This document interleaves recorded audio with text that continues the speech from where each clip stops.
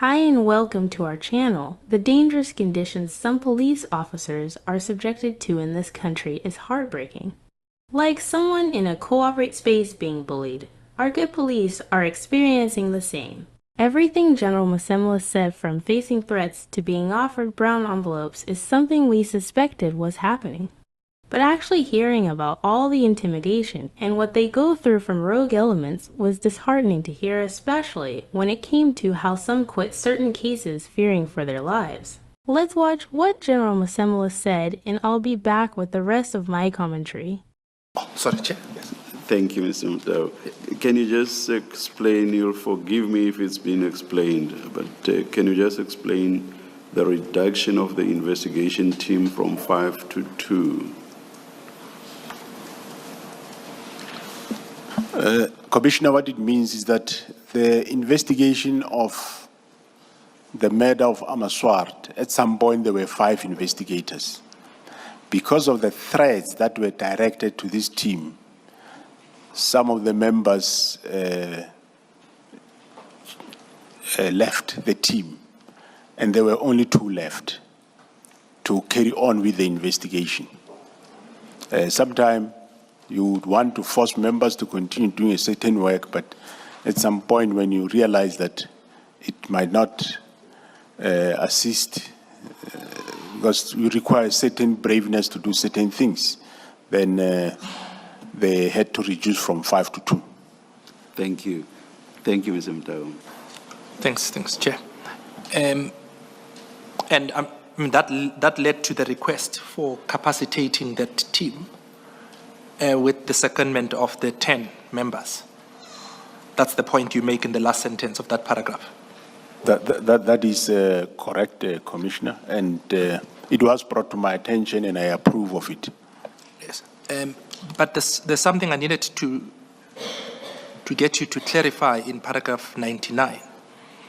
When you talk about allegations of bribery involving magistrates, and perhaps let me just stop there and deal with that one. As I understand, these are only allegations at this stage, but those are still being investigated and looked into. Is that correct? Yeah, it is allegations that were made specifically in this case, where I'm aware that the 2 investigators, at some point, they were told by one of the seniors that there is 3 envelopes ready, and that one envelope is for the 2 of them, the other envelope is for the prosecutor, and the 3rd envelope is for the magistrate. So that is, of course, allegation. From my side, it's a hearsay, but I'm sure General Khumalo could talk more on that. But it's still under investigation. Happened.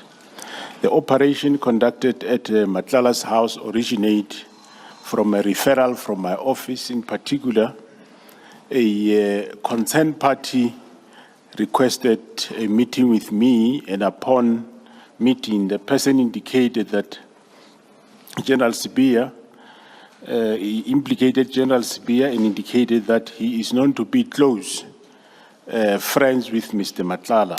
It was expressed that that Matlala was involved in various crimes and suspected to be involved with the kidnapping of Mr. Jerry Bushura. Given this background, I requested, because the person was not trusting anyone, especially in Gauteng in the investigation of this crime, I requested Lieutenant General Dumisani Khumalo to conduct the investigation into this kidnapping. Through investigations, it was established. Sorry, can I just ask you to just clarify there, without necessarily giving the details? Are you saying that the concerned party who came to see you implicated General Sibia in the kidnapping that you referred to in that paragraph? Or is it in relation to something else? No. He did not implicate him in the kidnapping. He implicated Mr. Matlala in the kidnapping. But he further said that Mr. Matlala is very close to General Sibia, and the concern of coming to me was that there is no way that General Sibia can oversee this investigation or decide who must investigate this case. That's the reason for coming to me. So that information that is being conveyed to you, does that, or is that tantamount to implicating General Sibia then, as you say in paragraph 102? That's correct, yes. That's what I'm saying, that yes, the person said General Sibia is close to this Mr. Matlala, who is implicated or suspected to be implicated in the kidnapping. All right. I think you deal with this issue later when you deal with the internal investigation that was conducted, and we'll get to that. Then you proceed. You say, given this background, you requested. I'm sorry, this may have been clarified. I'm not sure. Is the allegation that General Sibia was implicated because he's friends with Mr. Matlala, or is the suggestion that he was implicated, whatever the basis might be, but that he happens to be friends with Mr. Matlala?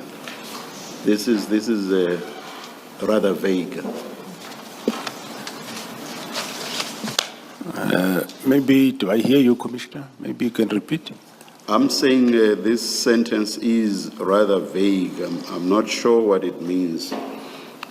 Is the suggestion that General Sibia was implicated because he's friends with Mr. Matlala, or is the suggestion that he is implicated or was implicated on some basis, whatever that basis might be, but he also happens to be friends with Mr. Matlala? So what exactly does this mean? What it meant was that, Commissioner, is that he said Mr. Matlala is possibly implicated in the kidnapping of Mr. Jerubushuga. But then the person further said he's aware that between Mr. Matlala and General Sibia, they are very close. And there is a lot happening around them. And there is no way that he can accept that he investigate this case or oversee this case. And further mentioned other areas where he says they are too close, they work together, they share a lot of information together. So there is no way that he can then oversee this investigation.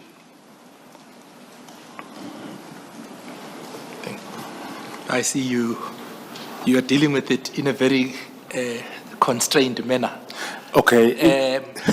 No, All right. you could perhaps explain to the Commission if there is a reason why you are not at liberty to detail or disclose the extent of what was revealed. You could say that to the Commission so that there is an understanding of why you are putting it simply like that and not going into detail. Or unless if there's a detail that is missing, you should provide it. Okay. Yeah, the matters around this, they are still under investigation, but well, the person did bring to my attention that the closeness of them to such an extent that this person said, Mr. Matlala is actually one of my deputies. It's just that I'm not aware of. In that he's doing the same work with General Sibia. They direct police to do certain things and so on. So that was the allegation that was said. I think it's safe to leave it there. And you're saying because of the fact that those matters are still under investigation? Correct. They are still They are still under investigation, yes. And is that the reason why you are not sharing more? And you just simply make that allegation in terms of the General Sibia having been implicated?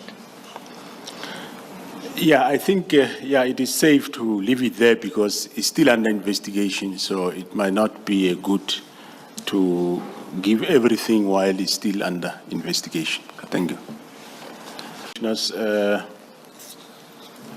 And paragraph 107 of my statement, my involvement in the events unfolded in December 2024 to early January 2025, commenced while I was on annual leave from the 30th of December 2024 to 14 January 2025.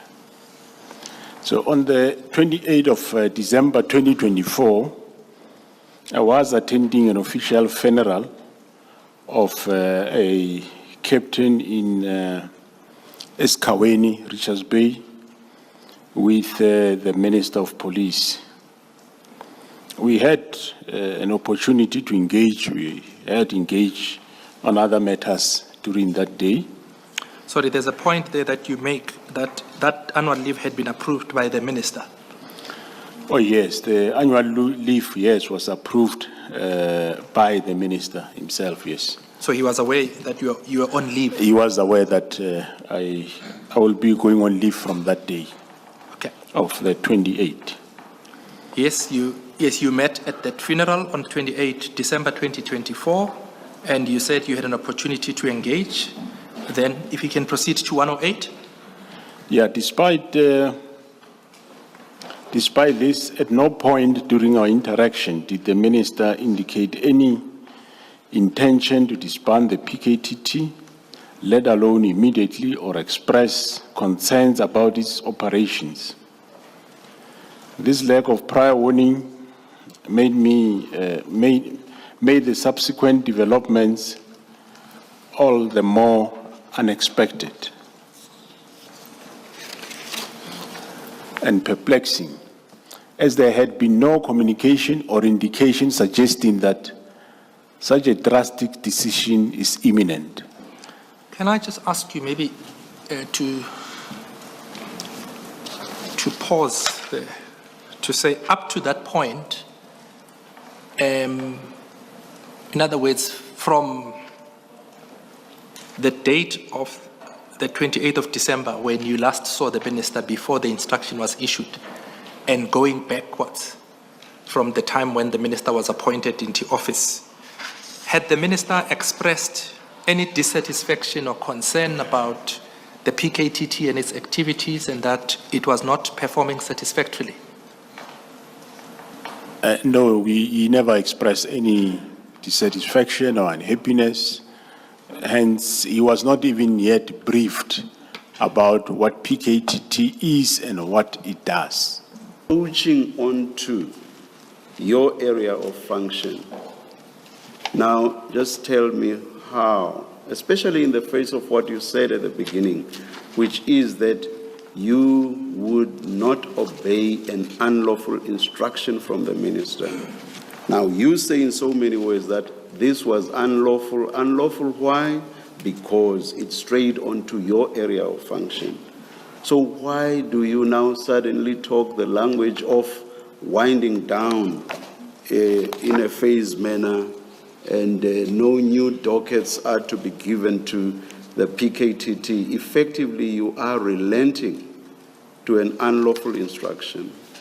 And you have told us at the beginning, you will never do that. You will disobey an unlawful instruction. Can you please explain yourself? Thanks, Commissioner. Well, if you look back on the letter, it did say disestablish immediately. I refused to do that, hence I said to my team, don't do it. I come back, I seek audience. The audience don't come, and eventually when it comes, it's still insistence on do established. And by that time, of course, I'm not aware of the that the December operation gave effect to the disestablishment of the team. But of course, I'm seeking answers. Why is this team being established? And I've got no other assistance where to go to. I've got this team, I've got this minister, and he insists on this establishment. General, if it's unlawful, it's unlawful. I agree, Commissioner. So I just do not get you. I do not follow you. It's unlawful, and you told us this morning that if an unlawful instruction were to issue from the minister, you would disobey it. Now here's one. It's unlawful at paragraph 161 and at paragraph 188 of your affidavit. You say the instruction was unlawful. So why obey it if you've told us that you would not obey an unlawful instruction? It's a simple question. I don't quite get your answer. Okay. No, I agree, Commissioner. I do understand what the Commissioner is saying. That yes, I said I will not agree to it. But what I'm saying is that if you were sitting in my position where I was, and this minister is insistent, without the hindsight of knowing later, because the commissioner now is advantage in that you have got the before I know the December operation of the 6, how it impacted on the disestablishment. And also, say, no, I'm not going to comply with this instruction, which I did to an extent, made sure the team is not disestablished immediately, that I was successful. And eventually, without any other help, and with this minister here in front of me, insisting, I had to end up saying, well, if we do it your way, I don't accept, but let's rather do it my way. Probably as we go along, I might find motive, and kept on saying, but Minister, why are you disestablishing this team? I kept asking that question all the time. I did acknowledge, Commissioner, that yes, initially I refused not to comply with his instruction. But after having no any other way, and life goes on, this man is here in front of me, he wants the team disestablished. There is no any other help. So what do? The only way that I did was, no, if you do that, you do it my way, not your way. Because maybe then, I hope I won't sound as being facetious. Maybe then you should have qualified your answer of this morning and say, I would not obey an unlawful instruction unless the minister breathes down my neck. Unless? The minister breathes down my neck. Okay. I hear, Commissioner. The positions that we find ourselves as government officials, well, I'm sure the commissioners are prerogative where they are sitting. We go through things. As a follow-up to your discussion with the chair, what is available to you, whether from your employment terms, whether the laws that govern your position and policies, what is available to you as a mechanism should you disagree with the minister, for example, on the decision such as this? Is there anything available structurally that allows you to escalate the matter or to pursue a particular cause to get resolution other than trying to meet with the minister? Is there structurally anything that you can do about it? Yeah, well, the only avenue I know is the president. Other than that, well, in this case, General Konasi did report to the Portfolio Committee on Police. There was no assistance. So, I don't know. Basically, I can't take my own minister to court. Yes. So there is no any other avenue. You went to the president. You did speak to the president about it. Yes, I did speak to. Thank you. And I can't go to court, taking the same minister to court. There was no such a room. Right. So you say you couldn't take the minister to court. We know you told us earlier you went to the president, and earlier on in your evidence you say that the best that you thought you could do at that time was to insist on a phased out approach, and you indicated that you were hoping that in that intervening period you could perhaps get to answer the question, why was the minister disestablishing the task team?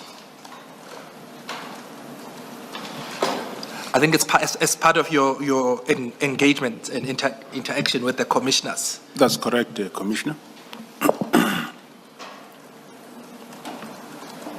But was it an option for you to say, I'm not going to do it at all?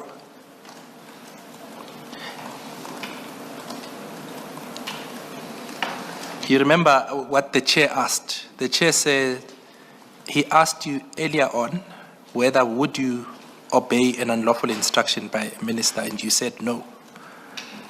And in light of the engagement, he says perhaps you should have qualified it and said, unless the minister was breathing down my neck, then in that case I would implement an unlawful instruction. I think that's the import of what the chair was putting to you, that it seems in 116, when you implement this instruction by way of a winding down, it seems to be inconsistent with the earlier answer when you said, but if an instruction is unlawful from a minister without more, in other words, without qualifying it, you said you wouldn't implement it. Do you understand where the commissioners are coming from? Yeah, no, I understand where they are coming from, yes.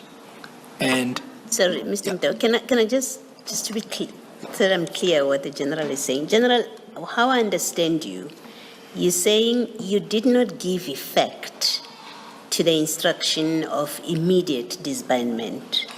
So you didn't take any action. All you did was you started preparing a report which would recommend how it should be done. So at no point, as you sit there, at no point did you take steps to disband the team.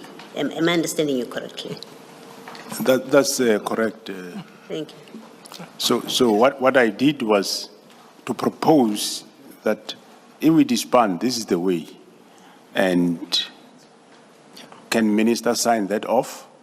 The report of the 20th of January, which was submitted 22nd of January.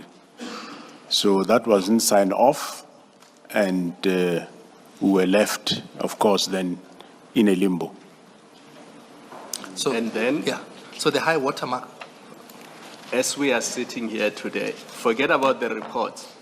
As we are sitting here today, have you disbanded the task team in accordance with the minister's instructions?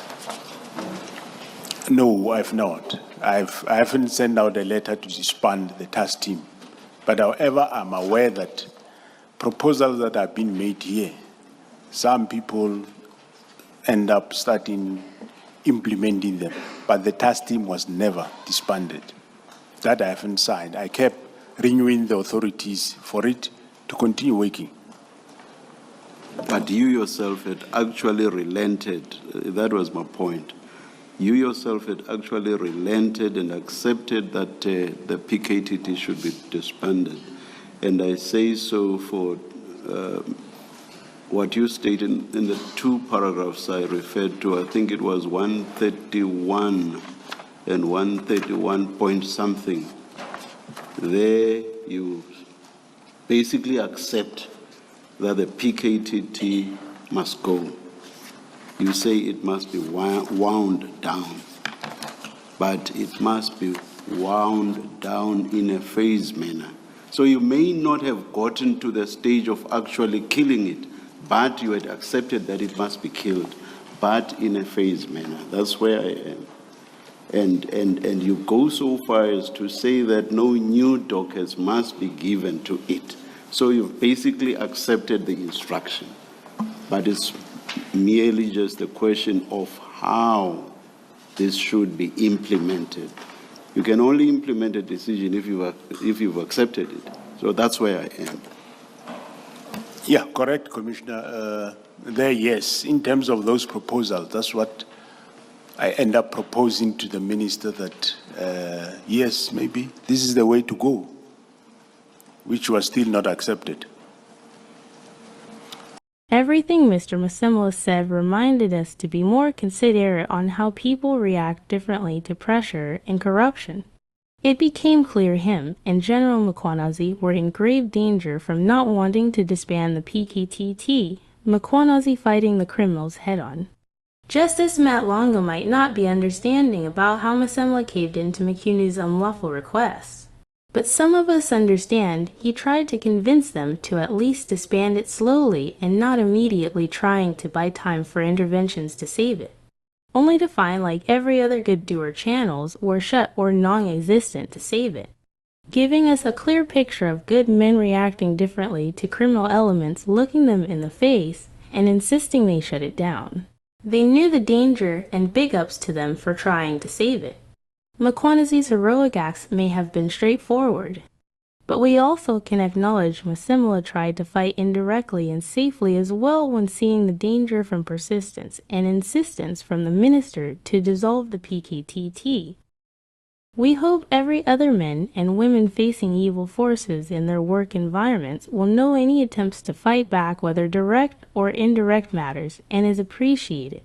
Bravery can be executed differently. We can choose to fight differently. What you feel is comfortable for you is what you must follow. In the end, we hope in all corners good doers are encouraged to be more strong and stand up against evil directly or indirectly. In that way, there's a good chance we can save our working environment and country.